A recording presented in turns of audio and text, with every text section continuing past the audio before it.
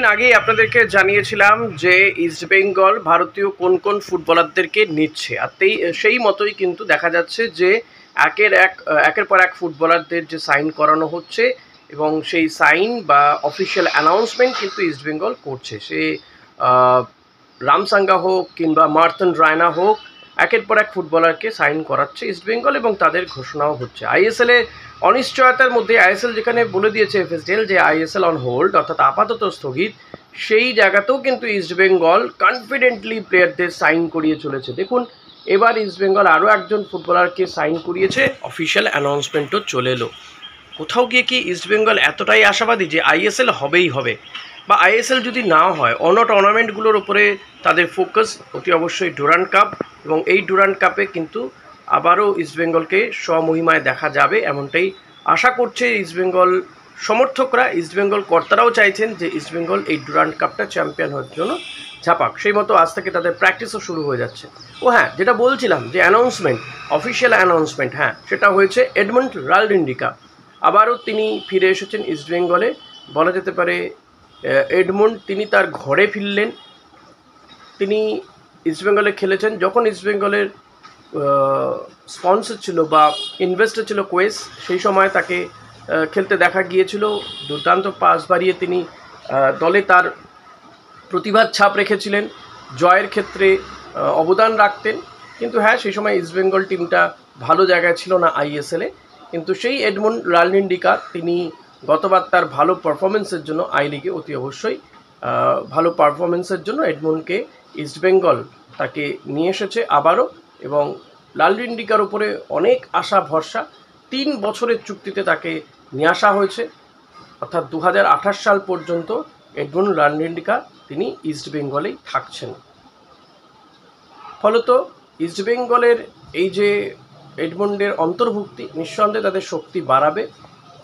ভারতীয় টিমেও Edmund chance পেয়েছে এর আগে, যদিও সেভাবে সুযোগ মানে ফার্স্ট 11-এর সুযোগ খুবই কম পায় এডমন্ড রালডিন্ডিকা, কিন্তু তবুও বলতে হয় এডমন্ডের অন্তর্ভুক্তি ইস্টবেঙ্গলের শক্তি বাড়াবে, এটুকু বলাই যেতে পারে।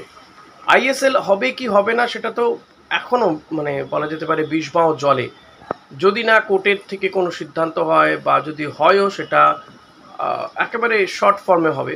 কোনো মোহনবাগানিরা এতে খুব আনন্দও বোধহয় পাচ্ছে। আমি দেখছিলাম একজন মোহনবাগানের সমর্থক তিনি পোস্ট করেছেন যে তাদের তো এসিএল 2 আছে, এফসি এসিএল 2 তারা খেলবে, ইস্টবেঙ্গল কী নিয়ে বাঁচবে, কী নিয়ে থাকবে? ভাই যা আছে তাই নিয়ে থাকবে, এতে এত চিন্তিত হওয়ার কী আছে? তোমরা তোমাদের চিন্তা করো, ইস্টবেঙ্গলের তো চিন্তা করে নেবে। ডুরান্ড কাপ আছে, কলকাতা লিগ আছে, কে বলতে পারে যে ফেডারেশন কাপও হবে না? কারণ অন্তত 2টো লিগতে করতেই হবে, এমন কিছু ব্যবস্থা করতে হবে ভারতীয় ফুটবল ফেডারেশনকে যাতে টিমগুলো অন্তত 24টা ম্যাচ খেলতে পারে। তো এত সহজে সব কিছু তো সম্ভব নয়, নালে তো ব্যান হয়ে যাবে, তাই না? টপ টায়ার লিগ যদি বন্ধ হয়ে যায়, একেবারেই বন্ধ হয়ে যায়, তাহলে ভারতীয় ফুটবল লিগ কিন্তু কি বলবো একেবারে ধ্বংস। তাহলে এই মোহনবাগানও থাকবে না, ইস্টবেঙ্গলও থাকবে না। তাই যে সমস্ত মোহনবাগানিরা লাফালাফি করছেন, প্লিজ এত লাফালাফি আনন্দ ফুর্তি করবেন না এটার জন্য। আইএসএল বন্ধ হয়ে যাওয়াটা কাজের কাজ নয়, এটা ফুটবলারদের জন্য, ফুটবল কর্মকর্তাদের জন্য খুব ভালো খবর নয়, কিন্তু ভীষণ খারাপ খবর। সো প্লিজ লাফালাফি করার আগে একটু জেনে বুঝে লাফালাফি করুন।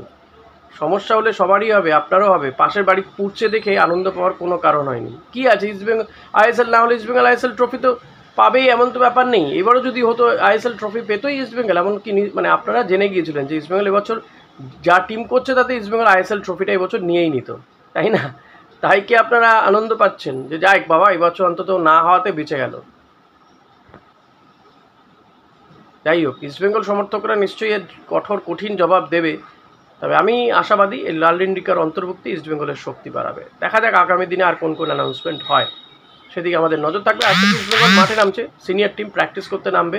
বিনো জর্জের আন্ডারে ইস্টবেঙ্গল টিম প্র্যাকটিসে নামবে, তারপর অস্কার বুজো চলে আসবে নেক্সট উইকে। আই হোপ বিদেশিরাও আস্তে আস্তে একে আসতে শুরু করে দেবে। এদিকে ডায়মন্ড হারবারে কিন্তু প্র্যাকটিসেই বেশ নজর কাটছেন নতুন ব্রাজিলীয় ক্লিটন সিলভা। ডায়মন্ড হারবার তারা ডুরান্ড কাপে চমক দেখাবে, আশাবাদী কিভু ভিকুনা। তাদের নতুন জার্সিও তারা রিলিজ করেছে। তো দেখা যাক কলকাতা বা পশ্চিমবঙ্গ থেকে, বাংলা থেকে আর একটা টিম, সেটা এই 3 প্রধানের বাইরে গিয়েও আর একটা টিম নতুন করে কোনো দাগ কাটতে পারে কি না। Thank you. Audio Jungle.